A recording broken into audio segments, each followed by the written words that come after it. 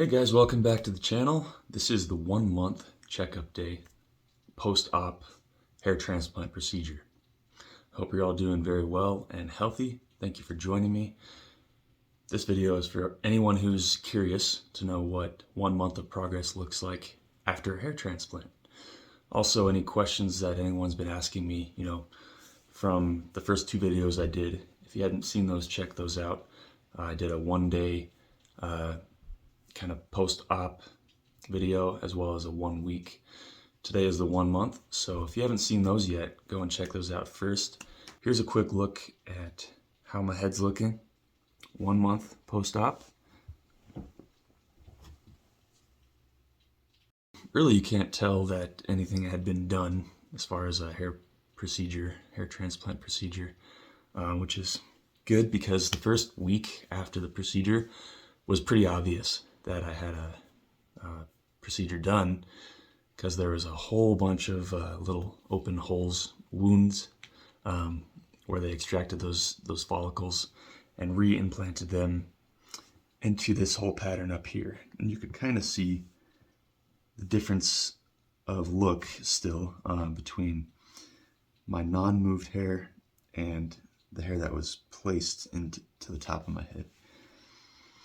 So right now at 1 month, this is kind of right in the middle of what's considered the ugly duckling phase, where anywhere from 3 weeks to, 2 months, 2 or 3 months maybe, you're kind of going through that transitional period where it looks a little awkward still. It doesn't look, how you want it to. And so I'm kind of getting through that phase now. I think, so what happens is that all the hair they move from the back of your head, the donor area, to the front and the top where you're losing the hair, a lot of that hair is actually susceptible to falling out during this ugly duckling phase. And so that's basically where I'm at now. A lot of the hair that was moved kind of stuck around for a week or so, maybe 2 weeks, and as I continued to shampoo my hair every day, I would just get handfuls of those little shafts that, they had moved and that were still kind of hanging on strong. So those are pretty much all gone now. I noticed a gradual decrease in the amount of those hair shafts as the days went on, to now where if I kind of press and rub on my head, nothing comes off anymore. And it used to be, I would count 12 to 15 or 12 to 20 hair shafts would come off every time I would do that. So that's a natural phase in the process. And now I'm just basically letting it do its thing and start to grow out. The reason I did this, and that's the most important question with a lot of things, right, is why in the first place. A lot of people think it's to attract other people or to mostly dating related. That's kind of the impression that most people have is why do you do something like this? Why do you do something cosmetic like this? And most often it is because of, a dating aspect, and you want to attract other people. And I will admit that is part of why I did this. But mostly, I felt like I was living kind of uncomfortable and hiding a lot of the time. I would wear a hat every single place that I would go, whether it be work, gym, a restaurant, or just outside somewhere, It got to the point where I didn't want anyone to see my head, my hair. So I'd been living with that kind of subconscious problem for like 6 years. And it had progressively gotten worse until I got on Finasteride. Check out my first couple videos to talk about Finasteride a little bit more. But anyways, that's the main reason, is I wanted to be comfortable and confident in my own skin, in my own scalp, wherever I go. And I started looking into this type of procedure a couple years ago, and I always thought, I will probably take that up someday. But I always imagined, maybe I can get some of my hair back with some products, and um, maybe down the line, I'll do a procedure like that. But I pictured it being 10 years from now instead of now. And I just got to the point where, my standards kind of felt like they were rising as far as, how I appeared to other people. And my patience was kind of decreasing um, because I just didn't want to live that way anymore. I didn't want to hide, cover up. So now I am comfortable and confident, even though I'm still in the early stages and I haven't seen the results, haven't gotten those results yet that I will have in a few months' time, because I know I'm already on the right path and it's going in the right direction. So already, I mean, even though I'm not to where I want to be yet, already I'm more confident because I know all I have to do is wait. So that's great. That's the reason why. Other smaller reasons are, I want to have opportunities for photo shoots, modeling opportunities that I've had in the past already, fitness related, but also YouTube. I'm gonna see how you guys treat me on YouTube and whether I want to keep going or not. There's a lot of things that I want to bring to the YouTube platform. I have a lot of plans in the making, music related, fitness related, and other, more miscellaneous ideas that I want to kind of let thrive in the YouTube space. So those are all the reasons that I kind of decided to do this. I was never to the point where I was going to throw in the towel and just shave it all off and keep it that way. I've heard a lot of comments that, oh, you look great with no hair. You look great bald, and I appreciate that a lot. Whether it's from friends and family or you guys commenting, I appreciate those compliments. But I don't know, it's just not my style. But it'd be great to have the option there if I just decided to shave my head one day, knowing that if I wanted to also, I could just grow it right back out. So the other major question I've been getting is, how much did it cost? My procedure in particular cost me $13.5 thousand, not 13.500, 13.5 grand, which definitely was higher than I expected it being, just from hearing other, costs of procedures that are basically the same thing in other states, other countries. So it just came down to, I got two different opinions, two different quotes from two different clinics. They were the exact same cost. So I decided, I'm going to have it done locally because I just don't want to travel after being poked in the head thousands of times and bleeding everywhere and dizzy and confused. So I did mine locally. That was a main criteria for me. And I just decided, you know what? I guess that's just, the pricing in the location that I'm living. I'm in the Front Range in Colorado. So I guess anywhere really in the Denver Front Range area is going to be pretty pricey, it sounds like. Versus I could have, of course, gone out of the country or out of the state at least and had it done much cheaper.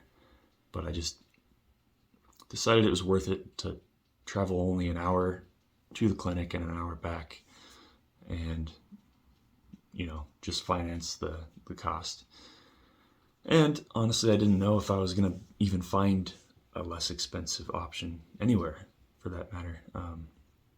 So I just didn't fight it too hard and coughed up the cash. Another question I've been getting a lot is, where did you have it done? I had it done at a place called Advanced Hair Restoration in Lone Tree, which is pretty close to Denver. They did a pretty good job. I checked them out real thoroughly before I actually pulled the trigger, and I'm happy with the results so far. Happy how they treated me. They were all great people there, and the portfolio and resume looked pretty damn good. So they had a lot of happy clients in the past. So that's other criteria that made me select them. Another question I'm asked a lot is, did it hurt? Yes and no. The only part that really hurt for the most part was the numbing shots, which they had to do at the beginning. They give you a little bit of a kind of a supplement, if you will, that kind of takes the edge off to kind of make you feel tired but relaxed and just, not feel the pain so much. But when they did all those numbing shots, they also used little vibrating devices against the scalp to kind of distract the nerve from feeling, that sharp pain. That was really the only part that hurt, and that was, dozens of shots, honestly, of numbing agent into the scalp. There was a couple little moments here and there where I felt where the numbing agent was starting to wear off, and they just had to, squirt a little bit more in there, and that was fine. For some people, the pain is like, just of those numbing shots is really a lot. And for me, it wasn't too bad. I think I was just mentally telling myself, no, this doesn't hurt. I'm fine. It's cool.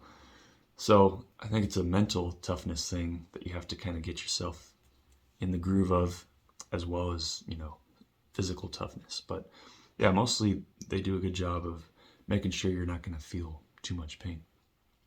Is it permanent?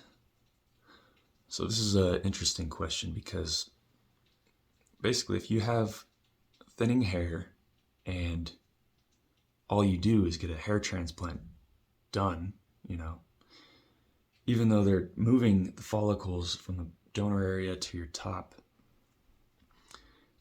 if all you do is the transplant procedure and nothing else to kind of keep your natural genetics from occurring, which if you have thinning genetics as it is, maybe you'll move some of those hairs that aren't going to fall out to the top and the front of your head, but the hairs that were destined to fall out without any, finasteride or other products like it, you're still going to lose that hair. So basically, a hair transplant is moving your hair, essentially. It's not stopping your other hair that you didn't move from falling out like it naturally would. So that's why they make finasteride. That's why they make other topical solutions and products. Some work, some don't. I've been on finasteride for 2 years now, and like I said, had I not been, I would have lost a lot more hair.